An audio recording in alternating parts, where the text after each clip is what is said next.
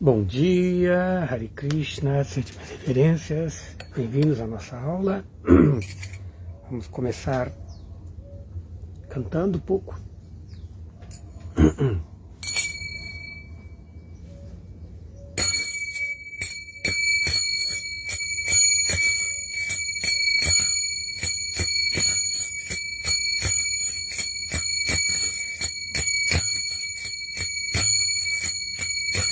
Jaya Radha Madhava Kunja Bihari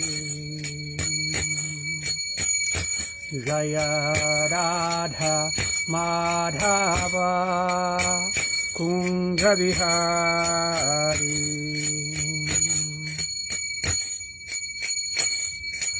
Gopi Jana Vallabha Girivaradhari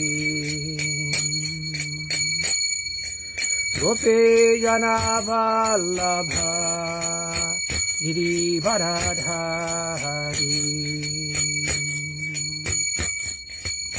Yatoda Nandanan Brajajanaranjanam Yatoda Nandanan Brajajanaranjanam Yamuna Tiro Vanachari Yamuna Tiro Vanachari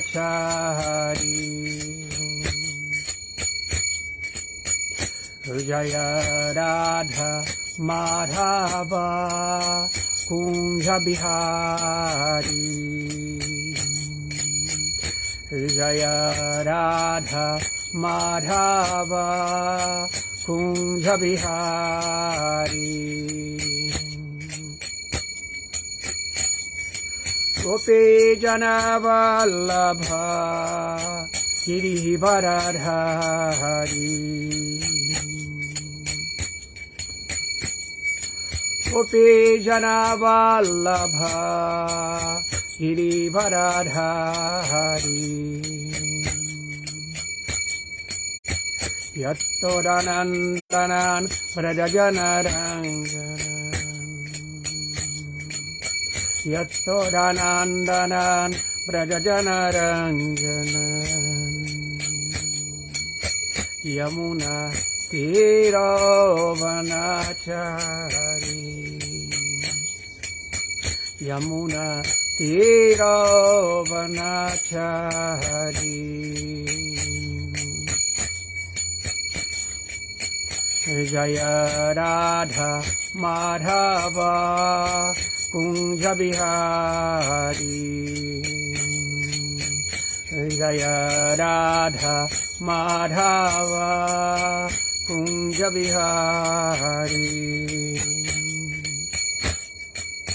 Hare Krishna Krishna Krishna Hare Hare Hare Rama Rama Rama Hare Hare Hare Krishna Krishna Krishna Hare Hare Hare Rama Rama Rama Hare Hare Hare Krishna Krishna Krishna Hare Hare Hare Rama Rama Rama Hare Hare Hare Krishna Krishna Krishna Hare Hare Hare Rama Rama Rama Hare Hare Jai Shri Prabhupada Ki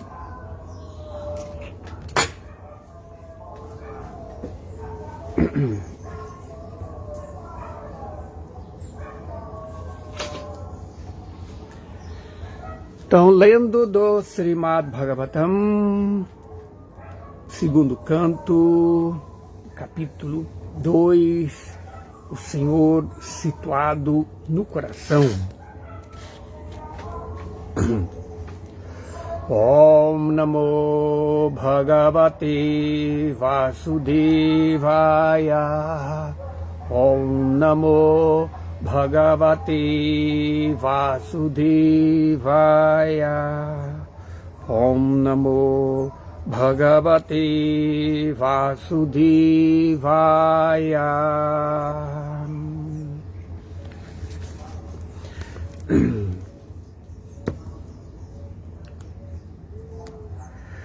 Nayatra kalo nimisham paraprabhu kuto no deva jagatam yaishire nayatra sattvam narajastamascha navai vikaru namaham pradhanam.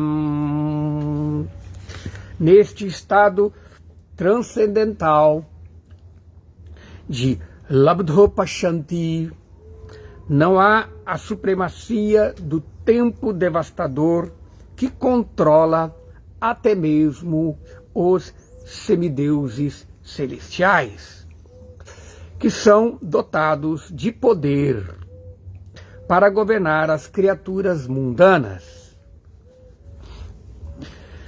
e que se dizer então dos próprios semideuses, tampouco há os modos materiais da bondade, da paixão e da ignorância, nem mesmo o falso ego, nem o oceano causal material, nem a natureza material.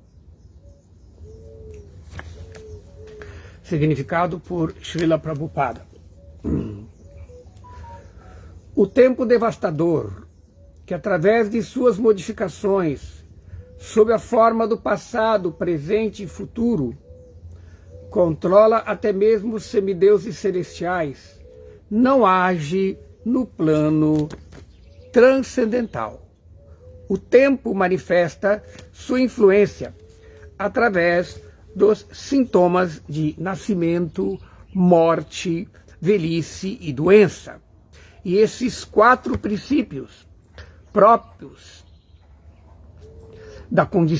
das condições materiais estão presentes em toda e qualquer parte do cosmos material, até mesmo no planeta Brahma Loka, onde a duração de vida dos habitantes nos parece fabulosa. Se o tempo insuperável provoca até mesmo a morte de Brahma, o que se dizer então de outros semideuses, tais como Indra, Chandra, Surya, Vayu e Varuna? A influência astronômica que os diferentes semideuses exercem sobre as criaturas mundanas também é caracterizada por sua ausência marcante. Na existência material, as entidades vivas temem a influência satânica, mas o devoto no plano transcendental jamais se sujeita a tal temor. Sob a influência dos diferentes modos da natureza material, as entidades vivas recebem diferentes formas e condições de corpos materiais. Mas no estado transcendental, o devoto é Guna Atita, ou seja, está acima dos modos materiais, a bondade, a paixão e a ignorância.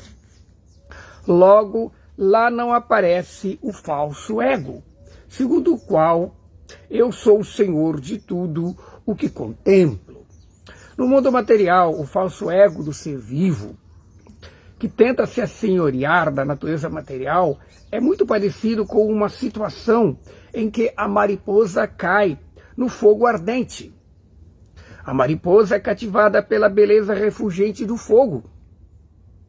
E quando vem desfrutá-lo, o fogo abrasador a consome. No estado transcendental, a consciência do ser vivo é pura, e nesse caso ele não tem falso ego, que o induz a assenhorear-se da natureza material. Ao contrário, sua consciência pura orienta a render-se ao Senhor Supremo, como se afirma na Bhagavad Gita 7:19. Vasudeva sarvam iti sa mahatma sudulabha. Tudo isso indica que no estado transcendental não há criação material, nem o oceano causal que favorece o surgimento da natureza material. No plano transcendental, as atividades acima descritas são reais, mas efetivamente tornam-se patentes no fato de o transcendentalista conhecer o estado avançado de consciência pura. Há duas classes desses transcendentalistas, a saber, os impersonalistas e os devotos. Para o impersonalista, a meta, o destino último é o Brahma Jyoti, do céu espiritual. Mas para os devotos, a meta última são os planetas Vaikuntha.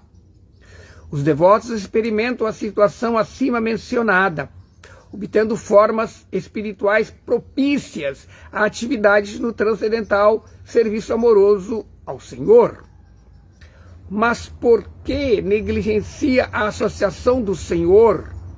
O impersonalista não desenvolve um corpo espiritual favorável a atividades espirituais, mas permanece apenas uma centelha espiritual, imerso nos refulgentes raios espirituais da suprema personalidade da divindade. O Senhor é a forma em que prosperam a eternidade, a bem-aventurança e o conhecimento. Mas o Brahma Jyoti, amorfo, é mera eternidade e conhecimento. Os planetas Vaikuntha também são formas de eternidade, bem-aventurança e conhecimento. E, portanto, os devotos do Senhor, que são admitidos na residência do Senhor, também obtêm corpos dotados de eternidade, bem-aventurança e conhecimento. Nesse caso, não há diferença entre um e o outro. A morada, o nome, a fama, o secto, etc., do Senhor tem a mesma qualidade transcendental. E aqui neste verso explica-se como esta qualidade transcendental é diferente no mundo material. Na Bhagavad Gita, o Senhor Krishna explica 3 principais assuntos, a saber, Karma Yoga, Jnana Yoga e Bhakti Yoga. Mas só pode alcançar os planetas Vaikuntha quem pratica Bhakti Yoga. Os outros 2 métodos não conseguem ajudar a pessoa a alcançar os Vaikuntha lokas, embora possam, entretanto, convenientemente levá-la ao refulgente Brahma Jyoti, como se descreveu acima.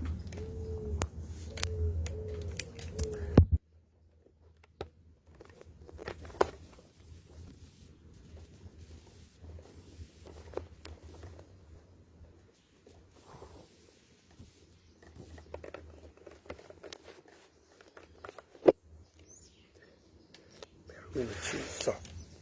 Eu tenho um problema aqui de...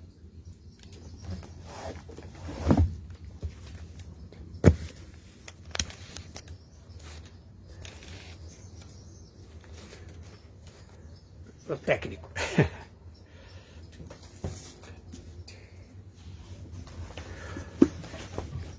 Om Jnanatimirandasya Jnanam Jnana Shalakaya Chakshurumilitam Jena Tasmai Shri Gurave Namaha. Namo Vishnu Padaya Krishna Pristaya Bhutale Srimati Bhakti Vedanta Swaminiti Namine. Namaste Saraswati Deve Gauravani Pracharine nirvishesha shunyavadi pastatyadeshatarine Sri Chaitanya manobhishtam stapitam jena bhutale swayam rupa kadamahyam dadati swapadamtikam vancha kalpa tarubhyascha kripa sindhubhya evacha patitanam pavanebhyo vaishnavebhyo namo namaha nayatra kalo nimisham para prabhu kutonu deva jagatam yaishire nayatra sattvam narajastamascha navai vikaro namaham pradhanam. Nesse estado transcendental de Labdo Pashanti, não há supremacia do tempo devastador que controla até mesmo os semideuses celestiais que são dotados de poder para governar as criaturas mundanas.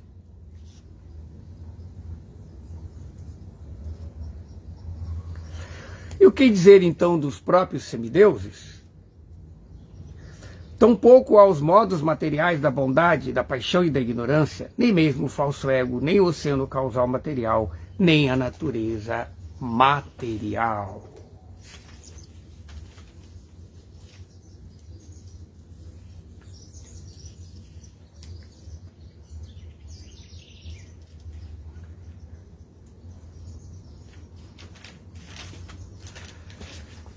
Então, aqui neste segundo capítulo do canto 2 do Srimad Bhagavatam, ele continua a explicação de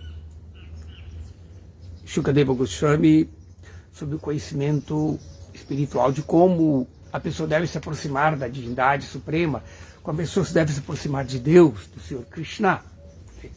No capítulo anterior, que foi chamado o primeiro passo, né, para compreender Deus, ele fala sobre o processo de Karmakanda, que eleva a pessoa ao início da atitude de serviço devocional, quando ela começa a ver Deus dentro da natureza material, quando através do processo do sacrifício, a pessoa ainda presa nos desejos materiais, ela purifica isso pagando os impostos para o governo cósmico, portanto ela tem seu desejo satisfeito.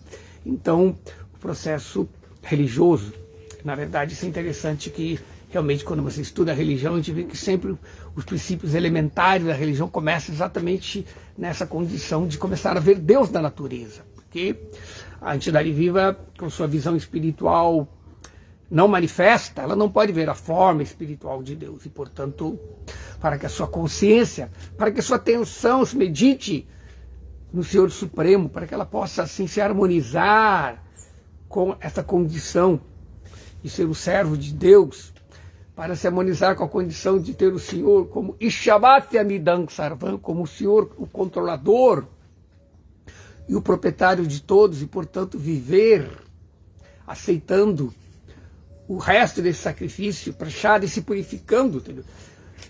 Ela constela, por assim dizer, ela se harmoniza com o Dharma e, portanto, ela pode se elevar, se purificar ao ponto de obter conhecimento espiritual.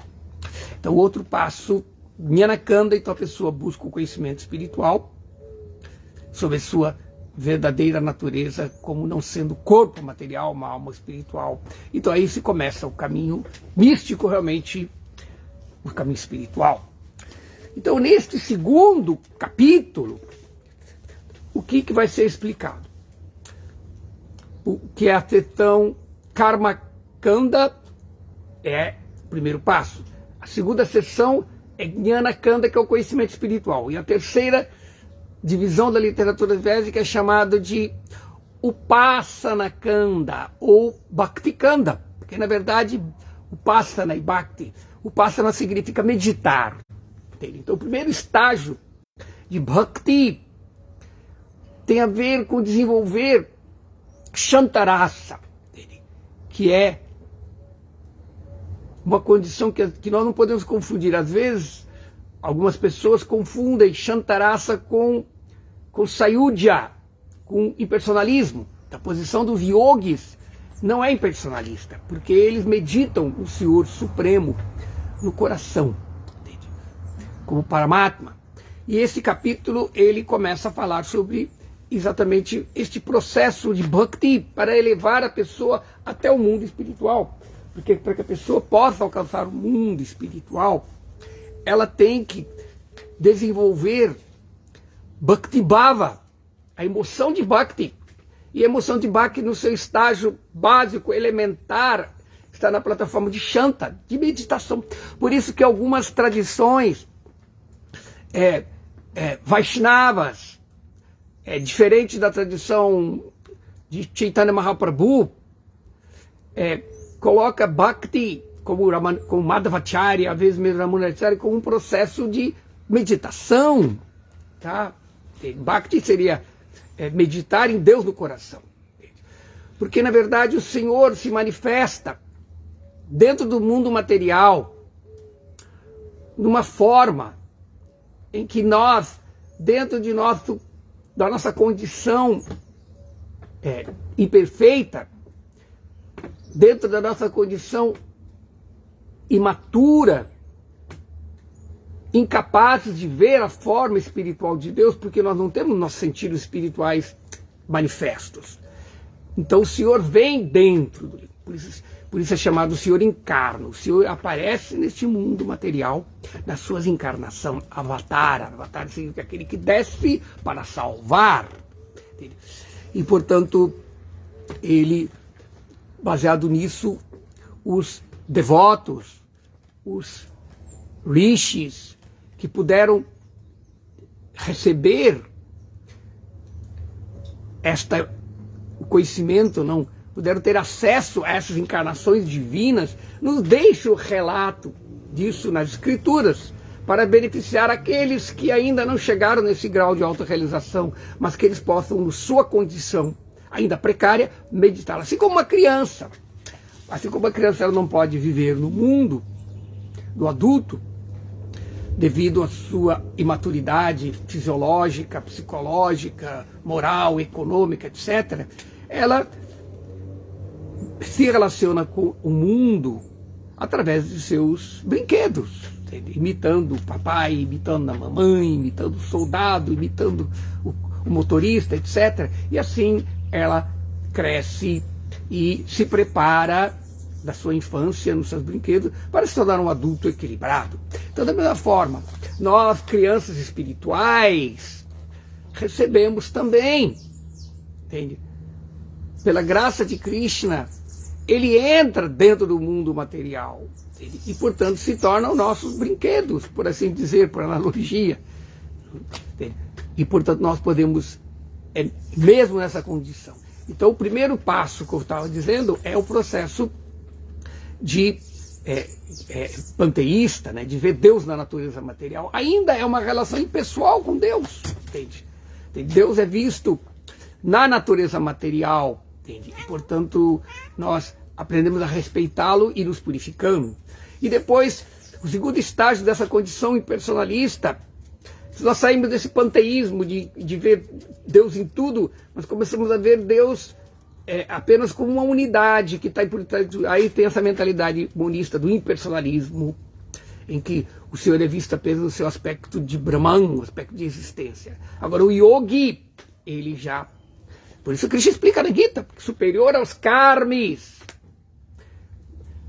que estão ocupados em atividades materialistas para satisfazer seus desejos deste mundo, são os gyanis, porque eles se desencantaram com a natureza ilusória deste mundo material e, portanto, buscam o eterno em tudo. Perigo que às vezes eles caem na armadilha do impersonalismo e ficam ali estagnados. Esse é o problema, porque a visão impessoal não é errada, a realização impessoal não é errada. Srila Prabhupada explica isso num de seus livros, baseado em aulas, né, Além do Nascimento e da Morte. Entender a Ram Brahmasmi não é errado, porque esse é o primeiro passo na autorrealização. Porque enquanto você não entende isso, você fica preso no materialismo.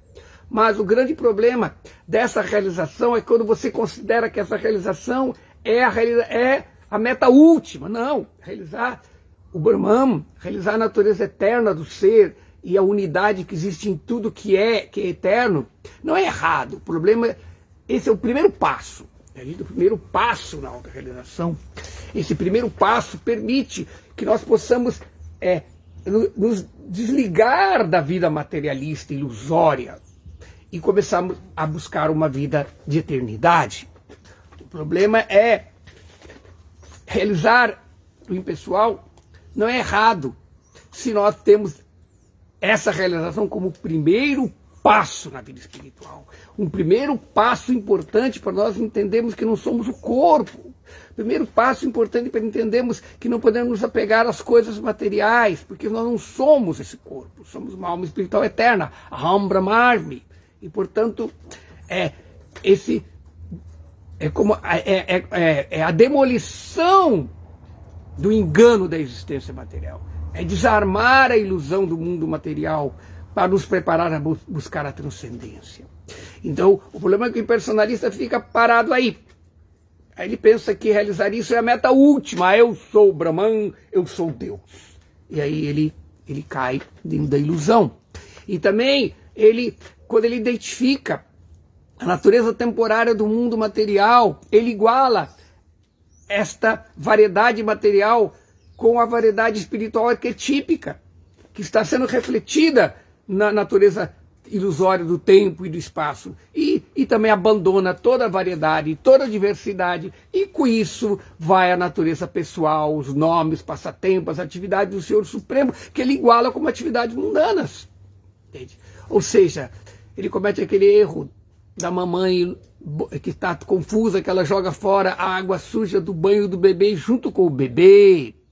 Então, portanto, o conhecimento espiritual impessoal, ele não é a meta, ele é uma propedêutica, ele é uma posição preparatória que vai fazer a ligação, que vai fazer com que nós saímos da fase da existência material e possamos entrar na fase da existência espiritual. Assim como você está num jogo e muda de fase, entende? Você passa por outra fase, não pode ficar preso nas diversões da primeira fase. Agora nós temos que buscar essa fase. Então, com esse conhecimento espiritual, a pessoa pode entrar na terceira fase da vida espiritual, tá? Que é o passa, né? Que é meditar. Então, essa meditação, que é o serviço devocional, que é serviço devocional, não é um yogi impersonalista. Entende? Então, assim como o Senhor permite que Bhakti se torna acessível, porque Bhakti é a ciência da devoção amorosa ao Senhor Supremo. Tá? Então, assim como qualquer tipo de relacionamento amoroso, no começo do relacionamento amoroso tem aquela fase inicial que ela é meio platônica, né? Que a pessoa ela está atraída, ela admira o objeto de seu amor, mas ela está ali, assim, completamente imobilizada, ela tem vergonha de se aproximar, de dar a cantada, de dar um presente, e fica ali. Então, da mesma forma, na vida espiritual, o primeiro passo em Bhakti, que é chamado Shanta Rasa, Shanta Bhava, aquela emoção de ver a grandeza de Deus. Então, esta realização dos yogis dá a paz, que é caracterizado pelo desligamento da influência dos modos da natureza material na vida da pessoa. Então aqui neste capítulo, nesse segundo capítulo, que deve ser estudado muito bem, mostra este processo, entende? Para que a pessoa possa desenvolver amor por Deus através de Bhakti. Então, como Bhakti é amor, mesmo que comece nessa fase meio platônica, não nessa fase de neutralidade, mas é amor. E amor, para que ele se torne efetivo, tem que haver conhecimento. Uma pessoa só ama a outra quando ela a conhece.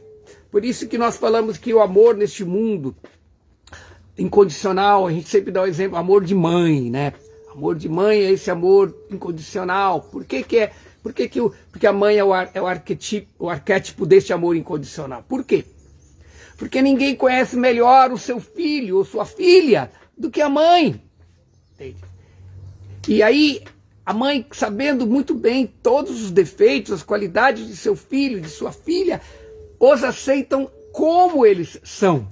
Então não há possibilidade de amar sem conhecer.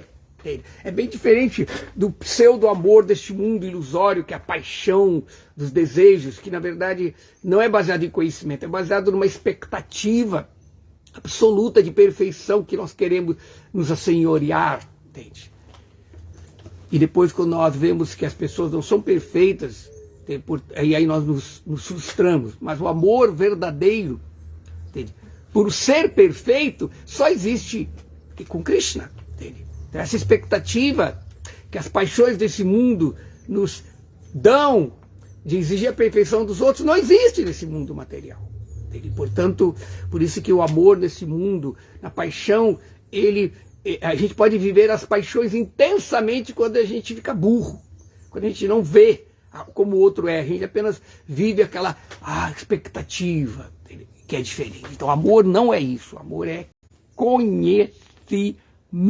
Então o Senhor Supremo, sabendo disso, que para que as almas condicionadas possam amá-lo, como Krishna diz no Bhagavad Gita, aqueles que estão ocupados no meu serviço, eu dou, estão se esforçando, eu dou o conhecimento pelo qual eles vêm a mim. Então este conhecimento é dado por Krishna. Então Krishna entra dentro dos nossos limites. Krishna, que está além do tempo, que Krishna está além do espaço, mas ele é a base do tempo e do espaço, que se manifesta nesse mundo material de uma forma impessoal. Ele vem dentro da nossa história. Por quê?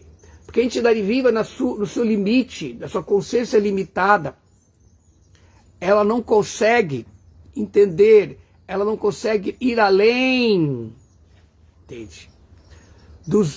Das limitações de seus sentidos, além das limitações da sua mente.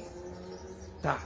Então, portanto, o conhecimento que nós obtemos deste mundo, nunca o conhecimento das coisas como elas são, mas sim, nós conhecemos ela como nos é permitido pelos nossos sentidos e pela nossa mente. O conhecimento que obtemos desse mundo é aquele conhecimento de como que meus sentidos interpretam a realidade palpável e como que a minha mente reflete sobre conceitos de tempo e espaço que se manifestam dentro dessa natureza material. Então, portanto, nunca vou conhecer as coisas como elas são, mas sim como a minha mente e meus sentidos as interpretam. Então, portanto, Deus não pode ser conhecido pela mente, apesar de alguns filósofos medievais tentarem nos dar conhecimento racional que Deus pode ser compreendido. Sim, mas essa mesma razão que às vezes nos dá argumento da existência de Deus, ela também às vezes nos dá argumento para dizer que Deus não existe. Então, compreender Deus pela razão é imperfeito. Mas ainda assim o Senhor, na sua misericórdia, pela sua compaixão, ele entra dentro dos... Então, vamos analisar. Como que uma coisa limitada, imperfeita, pode conceber, pode entender uma coisa infinita, uma coisa ilimitada? Não é possível, pelas leis da lógica.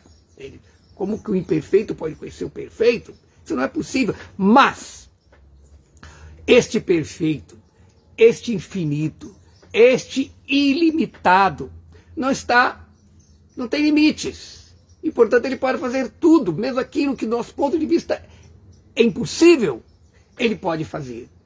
Porque ele não está sujeito à nossa lógica. A realidade é supralógica. E, portanto, ele entra dentro dos nossos limites e nos dá aquele conhecimento, o conhecimento que necessitamos para amá-lo.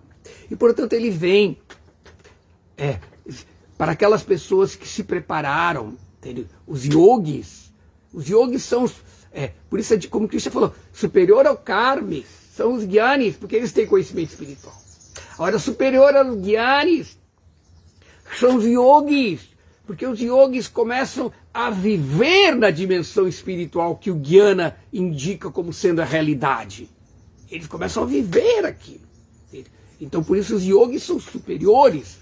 Então, portanto, dentro do processo de yoga, também existe um estado como yoginam Apisarvesam, e Krishna também fala que dentre todos os yogis, o bhakta, o devoto, é o mais elevado. Por quê?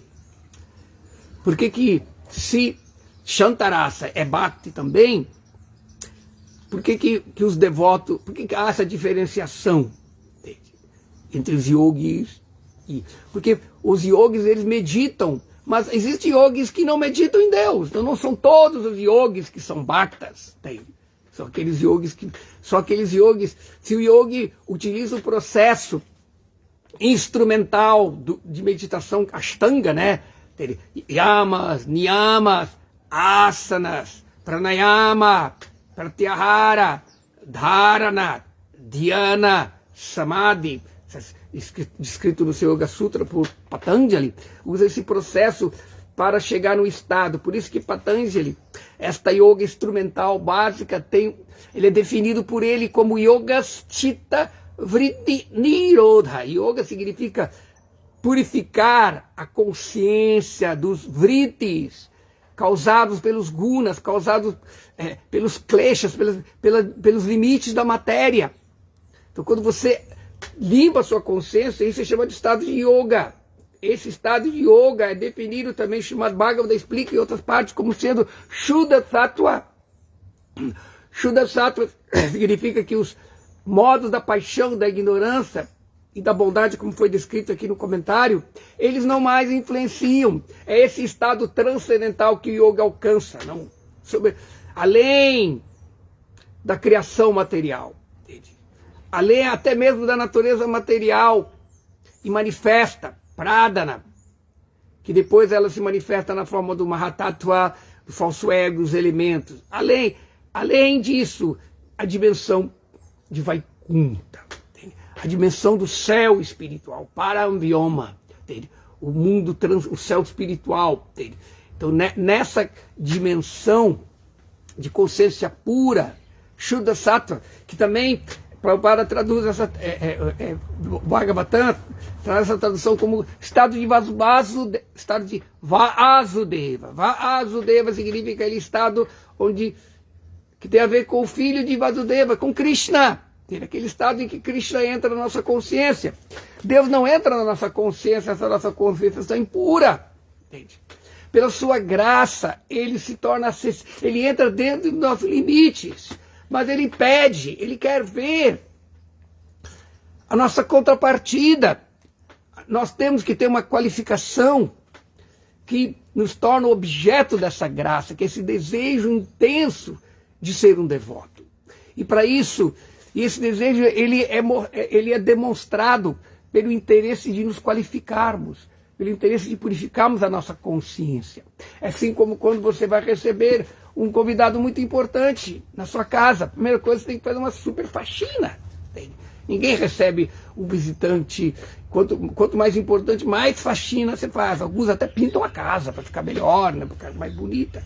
Então, portanto, o processo de purificar o coração para receber esse conhecimento nos qualifica. Então, o Senhor, ele entra, ele vem e nos dá o conhecimento.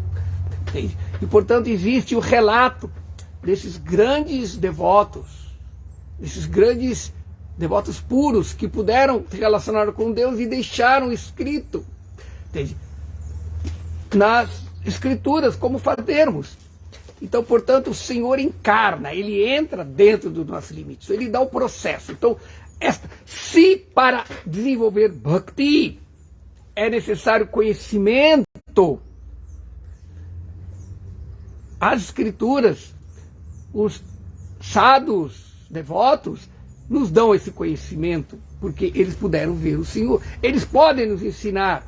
Tadvigyanartam sagurum eva bigati. Aproxime-se de um devoto puro, porque ele pode te ensinar Deus, porque ele viu Deus. Então ele nos dá esse conhecimento. E aqui, como nós podemos ver, Bhakti, o serviço devocional, ele existe em vários humores, tá? E esse humor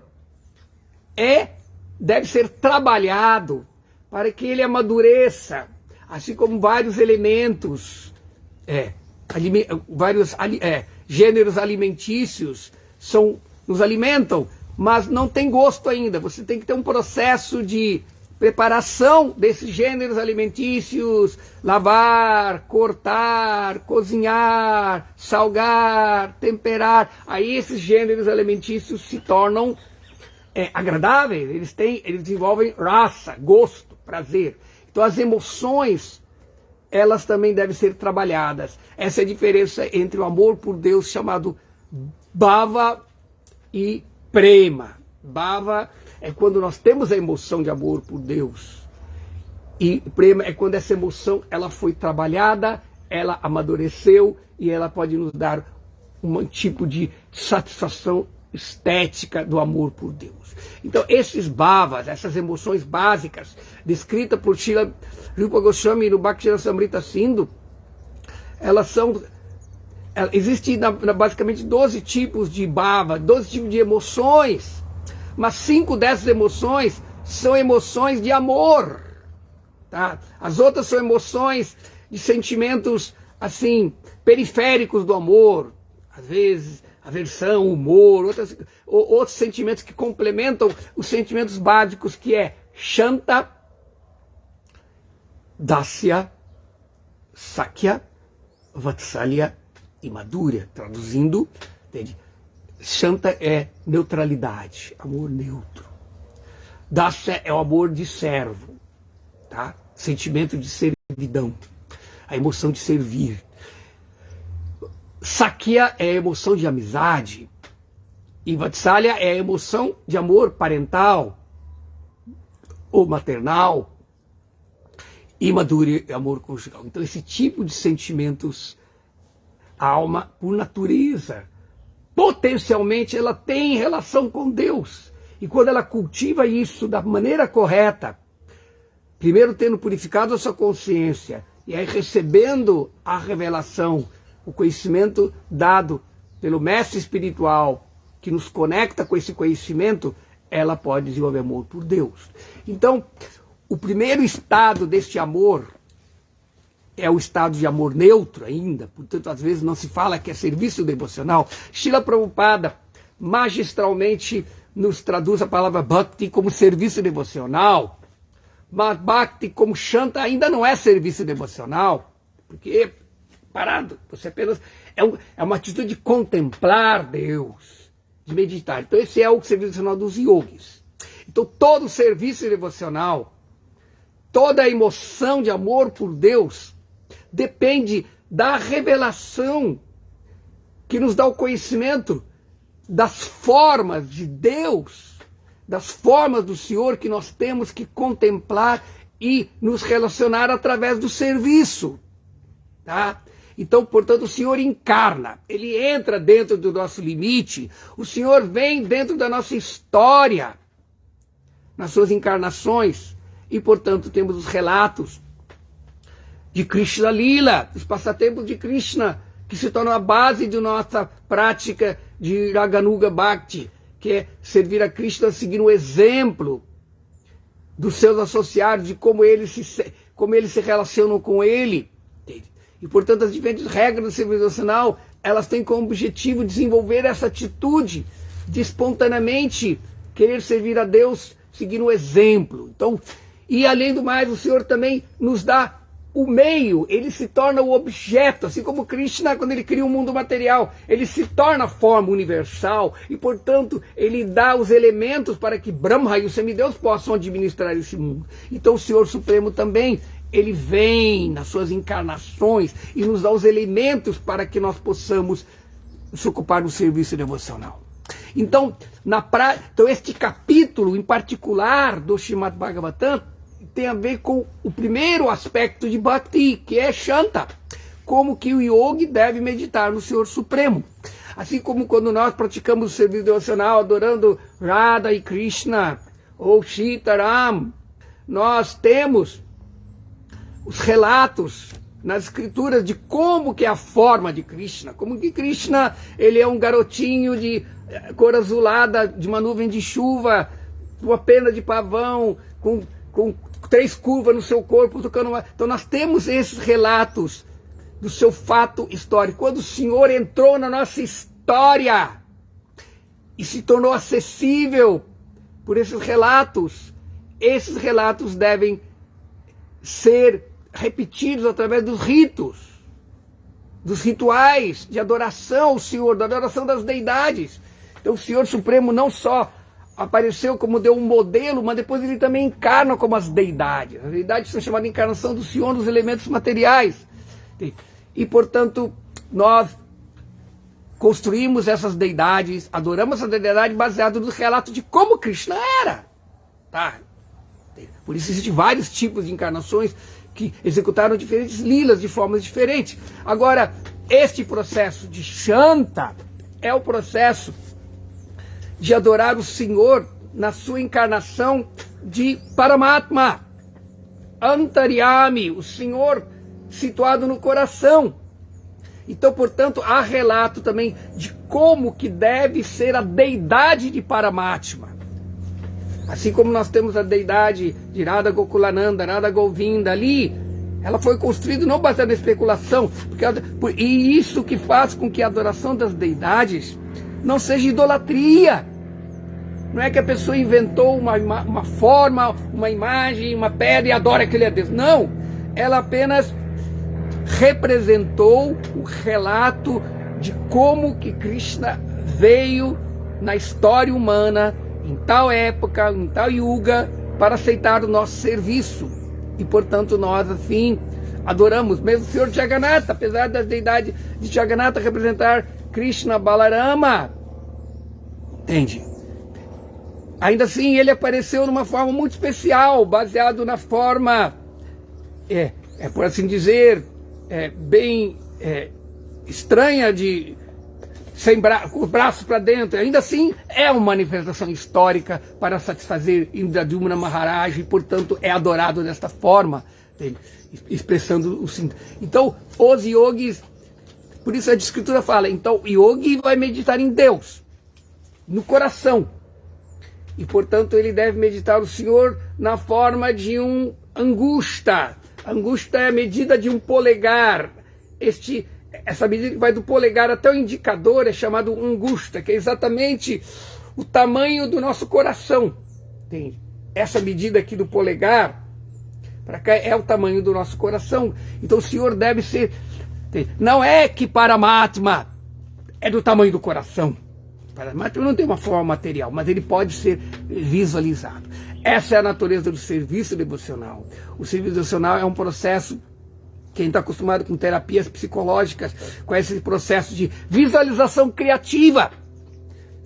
O Senhor Supremo nos dá as instruções de como criativamente visualizá-lo no coração. Como criativamente visualizá-lo na pedra, no metal, na forma das deidades. E, portanto, o serviço devocional não é uma especulação, ele não é uma idolatria. E, portanto, aqui, neste capítulo, está se falando sobre exatamente como que esses yogis... Porque existe um caminho de bhakti, que é o caminho de yoga. Que o yogi vai se... E no Srimad Bhagavatam nós encontramos muitos devotos, grandes devotos, que nos inspiram, que serviram a Krishna, desenvolveram a relação com Krishna na sua forma de Vishnu através desse processo, como Dhruva Maharaj. Narada Muni ensinou Dhruva Maharaj a fazer esse processo de meditação, meditar em Krishna no seu coração. Entende? Então, portanto, é um processo de bhakti que ainda está na plataforma de Shantarasa, de contemplar o Senhor no coração dessa forma, e, portanto, essa pessoa pode ir para o planeta do Senhor Vishnu, que é Vaikunta. Então, nesse processo, a pessoa, mas é um processo muito demorado. A pessoa demora vários nascimentos, ela tem que nascer em várias dimensões, do Mahaloka, Janaloka, subir até Brahmaloka, aí depois no fim. É bem diferente do processo que nesta era de Kali Yuga, porque nós somos tão caídos, somos tão incapacitados por seguir esses processos místicos. O Senhor Supremo nos deu uma grande colher de chá, nos dando o processo de Jiva Mukta. Você pode, nessa vida, se desenvolver amor por Krishna, Porque Krishna não está no mesmo nível que Vishnu. Apesar de Vishnu estar no mesmo nível que Krishna, por ser expansão dele, o Senhor Krishna não é uma expansão de Vishnu, é a fonte de Vishnu. E, portanto, a adoração de Krishna tem muito mais misericórdia, especialmente nesta era de Kali Yuga, pela misericórdia de Srimati Radharani, que veio dando o seu sentimento de compaixão, de amor pelas almas, junto com o próprio Krishna na forma de Chaitanya Mahaprabhu. Então, pela misericórdia de Chaitanya Mahaprabhu, se nessa vida nós podemos desenvolver amor por Krishna, temos esse desejo pela graça de Krishna, pelo cantar dos santos nomes puramente, a pessoa pode nessa vida, em vida, já desenvolver seu corpo espiritual. Nós podemos, se nós desenvolvemos amor por Krishna nessa vida, pela graça de Krishna, do Guru, e pelo nosso desejo de seguir os passos desses grandes devotos, nós nessa vida já estamos liberados. Por isso é dito que o Goswami explica que aquela pessoa que é a natureza de amor por Deus, Prema Bhakti, é que a pessoa não dá valor à libertação, ele não está interessado se ele está nesse mundo material, se ele está ocupado em servir a Krishna. Significa que Bhakti, nessa vida, pela misericórdia de Chaitanya Mahaprabhu, se torna um processo muito fácil, mas existem outros processos de Bhakti também. E aqui, nesse segundo capítulo, fala exatamente sobre esse processo de Bhakti através do processo de Yoga. Então, eu acho que com isso deu para nós, mais ou menos, então, uma pequena explicação sobre essa questão desse capítulo. Então, vamos dar uma olhadinha, se tem algumas perguntas, né? Os ouvintes da aula podem fazer perguntas para contribuir para a nossa aula também, tá? Vamos ver se tem mais alguma pergunta aqui. Gostaria de agradecer a presença de Omar lá, né? Eu não sei quem quer, mas tudo bem, tá aqui, tá? Agora, vamos ver quem mais está presente. Gostaria da presença do Sankirtaneshwara Dasa Prabhu, obrigado pela presença na aula. Então agora, deixa eu ver se alguém fez uma pergunta. Surgiu uma pergunta aqui, do Omar, Omar lá, Prabhu. A meditação do Senhor com Paramatma pode ser substituída pela meditação na forma de Krishna, como ela aparece com 2 braços? Certamente! Pode. O devoto pode. Existem yogis que meditam no Senhor Krishna. No Néctar da Devoção, o Bhakti Samrita Sindhu, há uma história de um yogi. Esse yogi, ele era muito pobre. Tá? Ele não tinha... Só tinha a roupa do corpo, vivia parece que na margem do rio Godavari, parece que exemplo. E ele queria adorar o Senhor Supremo, mas ele era tão pobre, que ele não tinha uma deidade, ele não tinha dinheiro para fazer um altar, ele não tinha... Às vezes tem devotos que querem adorar Krishna e não tem nada, eu não tenho uma deidade, eu não tenho nada, mas ele pode adorar Krishna, só uma gravura, a deidade dele, o templo dele se torna apenas uma gravura na parede, às vezes. O serviço devocional, ele independe de recursos materiais, a devoção é o que conta. Então este yogi, ele ouvindo os sábios pregarem, os devotos pregarem, ele ficou sabendo que a pessoa poderia meditar, fazer o serviço devocional através da meditação. Como eu estava explicando, a característica do serviço devocional é que o Senhor Supremo, ele vem numa forma física para nos servirmos ele através das deidades, como deu o exemplo da criança, que vive a realidade do mundo na forma de seus brinquedos. Então Cristo também entra dentro dos brinquedos do mundo material para nos purificar, aceitando o nosso serviço. Então, o Senhor Supremo, ele pode vir também na nossa mente.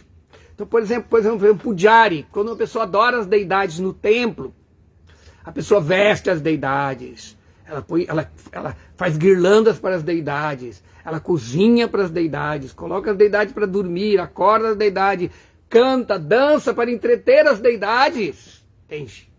Nós fazemos tudo isso para as deidades direitinho, entende? Mas o Senhor Supremo, ele também pode ser adorado na mente. Porque esse estado do serviço devocional que é chamado Manasa Puja, é um estado que pode dar os mesmos benefícios da parte física. E, na verdade, requer um pouco mais de introspecção apenas.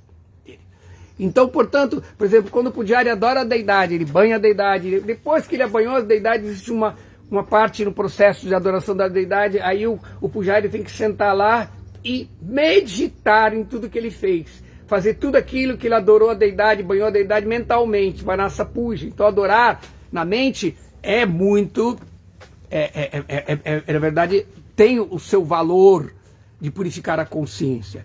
Então, esse yogi pobre, ouvindo isso, que poderia se adorar com a mente, então ele falou, tá bom, então vou poder se adorar Krishna, vou poder adorar. Ele sentou assim, na margem do rio sagrado, e lá ele fazendo os processos de asana, pranayama, aí ele portanto, alcançou o estado de transe, e aí começou a visualizar. Então, Bhakti começa no nosso estado ainda impuro, nós visualizamos. Visualizar é uma forma de imaginar, mas como se fosse real, tá?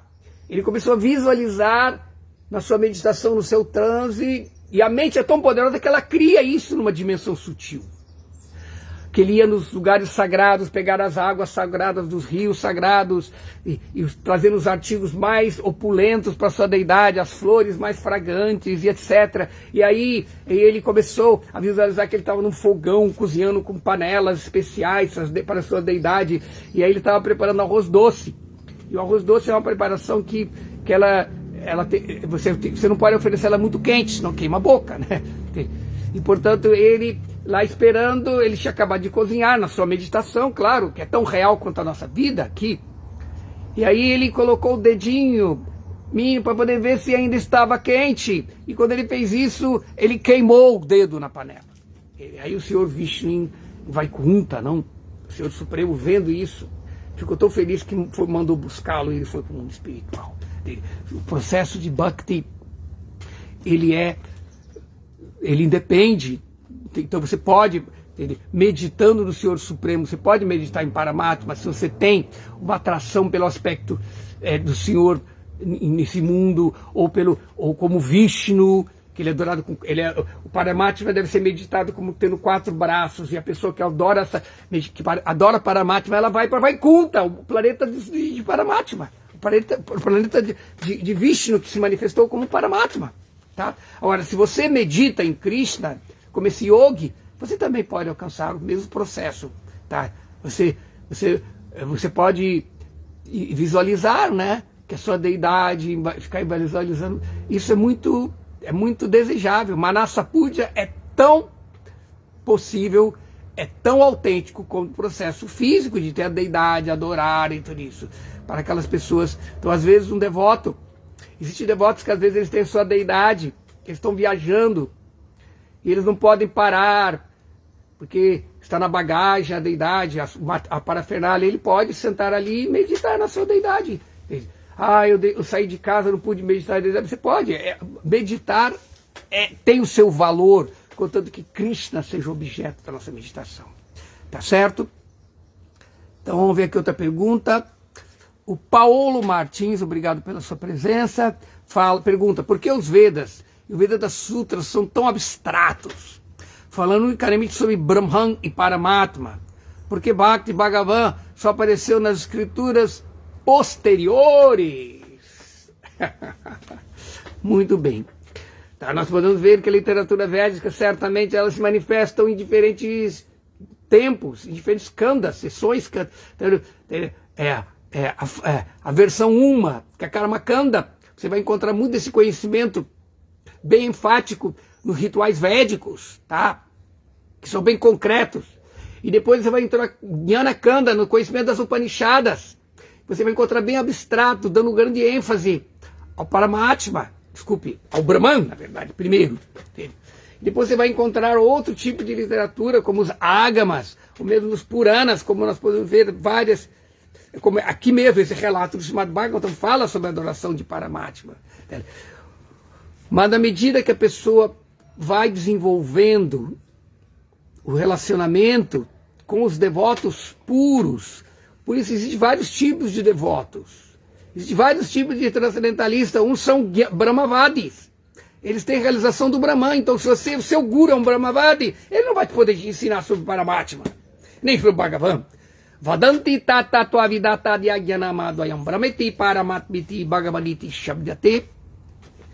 Os videntes da verdade, que conhecem essa realidade única, não dual, descrevem-no diferentemente, como Brahman, Paramatma e Bhagavan. Então, a realidade é uma só, mas dependendo de como você se aproxima deles, você se aproxima dele através da meditação gnóstica, do conhecimento discriminativo, você vê ele como Brahman. Se você medita em Deus no coração, você vê que Deus no coração é Paramatma. Tá? Agora, quando você medita na sua forma pessoal, em Vrindavana, ou em Vaikunta, quando você medita em Deus em Vaikunta, você adora Ele com majestade, como rei. Portanto, a pessoa pode alcançar 4 tipos de liberações, além da impessoal, que o devoto não busca. Mas quando você medita em Govinda, em Braja, você desenvolve uma relação de intimidade. Então, as escrituras, você vai encontrar várias fases de manifestação desse conhecimento. Por exemplo, o Bhakti, ele está bem explícito nos Puranas. Mas dentro dos Puranas existe um Purana supremo que é o Srimad Bhagavatam. E lá deixa bem claro, dentro do contexto de Bhakti, das diferentes formas de Deus, que existe uma forma suprema de Krishna em Vrindavana, curada. Mas ainda assim, Bhakti ficou bem claro. Krishna veio há 5.000 anos, deixou bem claro que ele é a suprema personalidade de Deus e ele deve ser adorado, e o exemplo de como adorar está no Bhagavata. Mas agora ele apareceu em Kali Yuga como trazendo o Yuga Dharma, que ele é adorado junto com Radha. E portanto o conhecimento mais íntimo de Vrindavana, que está de uma maneira assim implícita e falado por cima no Bhagavata e em outras escrituras, baseado no relato dos Smriti Shastras, as escrituras que os associados de Chaitanya Mahaprabhu com Radha, Krishna e Radha vieram para dar o Yuga Dharma. E portanto eles trouxeram também um Shastra, versão 3.4. É 4.0, não? Que é exatamente o conhecimento do Bhagavata. Por isso que para nós, Vaishnavas Gaudias, o nosso Shruti, a nossa revelação mais importante é o Srimad Bhagavatam. Então, assim como existem escrituras que não podem ser entendidas por serem muito complexas, como os Vedas, os Upanishads, os Puranas explicam ela com mais detalhes, os Smritis. Então, de uma forma que o Chaitanya Mahaprabhu veio, o Smriti, por excelência, é o Srimad Bhagavatam, que é o nosso Shruti. É o Shruti Gaudiya Vaishnava. E, portanto, as escrituras dos acharyas, dos Goswamis de Vrindavana, dos associados de Chaitanya Mahaprabhu, que Chaitanya Mahaprabhu ordenou eles a escreverem, assim como ele fala no Chaitanya Charitamrita, para Sanatana Goswami, escreva Bhakti Rasa Smriti Shastra. Literaturas que nos expliquem melhor, nos dão uma explicação melhor do Srimad Bhagavatam. Então, vamos ver, são momentos históricos que o Senhor, tendo em vista o seu plano misericordioso, ele vai cada vez revelando um pouco mais. Só uma coisa temos que entender: ninguém nunca vai ter o conhecimento completo de Krishna, porque só Krishna pode se conhecer. Mas nós vamos ter o conhecimento que Krishna nos revela para podermos ter o relacionamento com Ele. Como Ele diz, eu dou o conhecimento pelo qual eles vêm a mim. Um devoto, ele entende, ele nunca vai ter conhecimento pleno de Deus, mas ele vai conhecer aquilo que ele precisa conhecer para que ele possa desenvolver o amor puro por Deus. Então acho que com isso deu para explicar mais, acho que o nosso tempo já está passando aqui. Vamos ver se agora apareceu alguma outra pergunta, tá? Não, acho que foi só isso. Então, obrigado pela pergunta, pela presença do Laércio Klassman também. tá? Então acho que com isso podemos encerrar nossa aula de hoje. Obrigado pela atenção dos poucos participantes ao vivo, né? Mas depois, como a aula vai estar gravada, vocês vão poder ter acesso à aula também. Então, Hare Krishna, todas as glórias, Srila Prabhupada.